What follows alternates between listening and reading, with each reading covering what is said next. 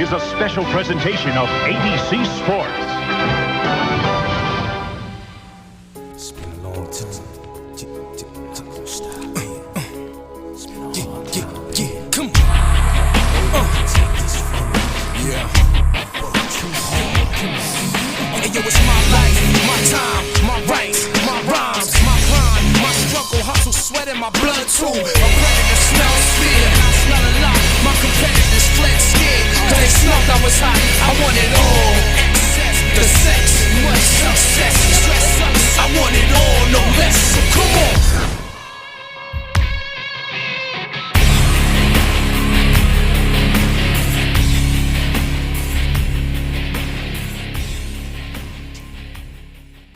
This is the Mile in the Desert. I'm Paul Page with Tom Sneva. Phoenix International Raceway, PIR. It is one of the greatest tracks ever built, and it was built years and years ago and has a magnificent history. Well, it really does, Paul. All the Ensers have driven there, and there's not a lot of those racetracks still left on our circuit that all the Ensers have raced on. But a lot of great tradition, a great driver's racetrack. It is one that in the early days saw the roadster racing here and then the transition to the rear engine car like we're going to see today. And no one has won more or been better at it than Tom Sneva. He's the master of the mile at Phoenix. So, Tom, how do you win this thing? Well, you run up front towards the end of the race is how you do it, Paul. But again, this is a driver's racetrack. You sort of put the spurs on and dig the spurs in the side of the race car and just attack the race course. Again, traffic's a big problem. Getting through turns 1 and 2 is probably the real key to going fast at Phoenix. And how far ahead do you have to be looking to be able to make a pass here? Well, that's a big key to what happens. You've got to look way ahead, actually, but you've got to see what traffic's doing both in front of you and back of you, and not just 1 or 2 cars, but you got to anticipate what might happen in the next 2 or 3 laps. All right, let's go down and check with our colleague, Jack Arute. The concept of the Indy Racing League was simply put to make this a driver's series. Now, how to go about that? Try and make the rules evenly applied from the front to the back of the field. Come up with a standardized package for engines and chassis. That's precisely what they've done. Now, the performance is based upon the performance of the driver, the performance of the pit crew. How well they respond to changing race conditions oftentimes determines how well they finish.